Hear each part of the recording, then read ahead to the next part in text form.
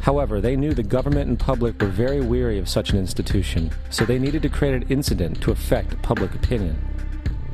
So, J.P. Morgan, publicly considered a financial luminary at the time, exploited his mass influence by publishing rumors that a prominent bank in New York was insolvent or bankrupt. Morgan knew this would cause mass hysteria, which would affect other banks as well. And it did. The public, in fear of losing their deposits, immediately began mass withdrawals.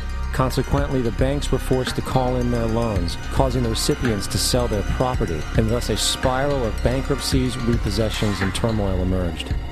Putting the pieces together a few years later, Frederick Allen of Life magazine wrote, "The Morgan interests took advantage to precipitate the panic, guiding it shrewdly as it progressed." You don't even seem to have given any thought to J.P. Morgan. Oh. Come on. No, Better than expected quarterly profits, Juliana. Credit where it's due. Yeah, credit where it's due. A lot of people said that JP Morgan's numbers wouldn't be as bad as the market had expected. There was no way they would come out and release these numbers a week early if they were going to be a sheet of bad digits. It's shown that yes, this is a strong business. They've really gone in there and looked at their model. They have been cutting back staff and looking at managing their systems a lot earlier than other companies. I think they could see what was going to happen a lot earlier than others had, and they've really managed their business very well. I think they could see what was going to happen a lot earlier than others had, and they've really managed their business very well. Unaware of the fraud, the Panic of 1907 led to a congressional investigation headed by Senator Nelson Aldrich, who had intimate ties to the banking cartels and later became part of the Rockefeller family through marriage. The commission, led by Aldrich, recommended a central bank should be implemented so a panic like 1907 could never happen again. This was the spark the international bankers needed to initiate their plan. In 1910, a secret meeting was held at a J.P. Morgan estate on Jekyll Island off the coast of Georgia. It was there that the central banking bill called the Federal Reserve Act was written. This legislation was written by bankers, not lawmakers. This meeting was so secretive, so concealed from government and public knowledge that the 10 or so figures who attended disguised their names when en route to the island. After this bill was constructed, it was then handed over to their political frontman, Senator Nelson Aldrich, to push through Congress. And in 1913, with heavy political sponsorship by the bankers, Woodrow Wilson became president, having already agreed to sign the Federal Reserve Act in exchange for campaign support. And 2 days before Christmas, when most of Congress was at home with their families, the Federal Reserve Act was voted in, and Wilson in turn made it law. Years later, Woodrow Wilson wrote, in regret,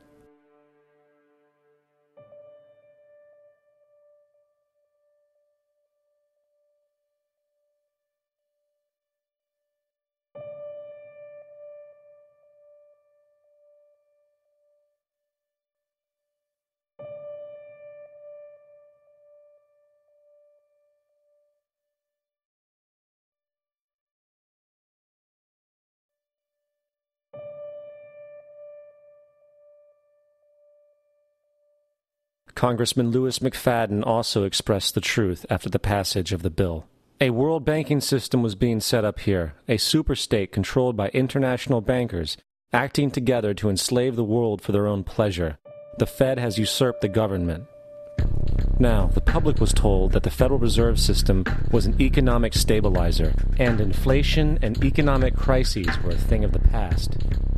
Well, as history has shown, nothing is further from the truth. The fact is, the international bankers now had a streamlined machine to expand their personal ambitions. It's alive! It's alive! It's alive! For example, from 1914 to 1919, the Fed increased the money supply by nearly 100%, resulting in extensive loans to small banks and the public.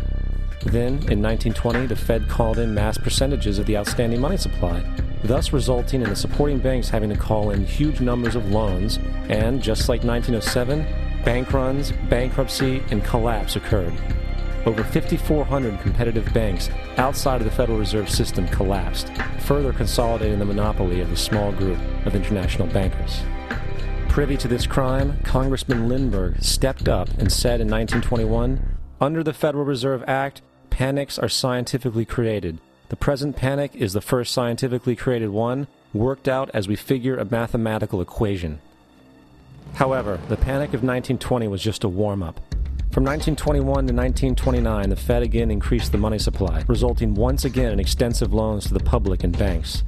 There was also a fairly new type of loan called a margin loan in the stock market. Very simply, the margin loan allowed an investor to put down only 10% of a stock's price, with the other 90% being loaned through the broker. In other words, a person could own $1,000 worth of stock with only $100 down. This method was very popular in the roaring 1920s, as everyone seemed to be making money in the market. However, there was a catch to this loan. It could be called in at any time and had to be paid within 24 hours. This is termed a margin call, and the typical result of a margin call is the selling of the stock purchased with the loan. So, a few months before October in 1929, J.D. Rockefeller, Bernard Baruch, and other insiders quietly exited the market. They have been cutting back staff and looking at managing their systems a lot earlier than other companies. I think they could see what was going to happen a lot earlier than others had, and they've really managed their business very well. So, a few months before October in 1929, J.D. Rockefeller, Bernard Baruch, and other insiders quietly exited the market. And on October 24, 1929, the New York financiers who furnished the margin loans started calling them in masse. This sparked an instantaneous, massive sell-off in the market, for everyone had to cover the margin loans. It then triggered mass bank runs for the same reason, in turn collapsing over 16,000 banks, enabling the conspiring international bankers to not only buy up rival banks at a discount, but to also buy up whole corporations at pennies on the dollar. It was the greatest robbery in American history. But that didn't stop there. Rather than expanding the money supply in order to recover from this economic collapse, the Fed actually contracted it, fueling one of the largest depressions in history. Once again outraged, Congressman Louis McFadden, a longtime opponent of the banking cartels, began bringing impeachment proceedings against the Federal Reserve Board, saying of the crash and depression, it was a carefully contrived occurrence. International bankers sought to bring about a condition of despair so that they might emerge the rulers of us all.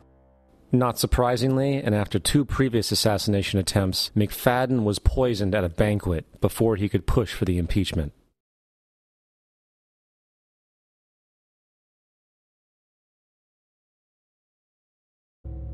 Therefore, the power to regulate the money supply is also the power to regulate its value, which is also the power to bring entire economies and societies to its knees.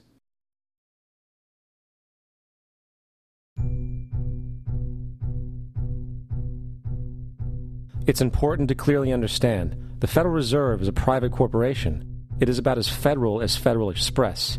It makes its own policies and is under virtually no regulation by the U.S. government. It is a private bank that loans all the currency at interest to the government, completely consistent with the fraudulent central banking model that the country sought to escape from when it declared independence in the American Revolutionary War.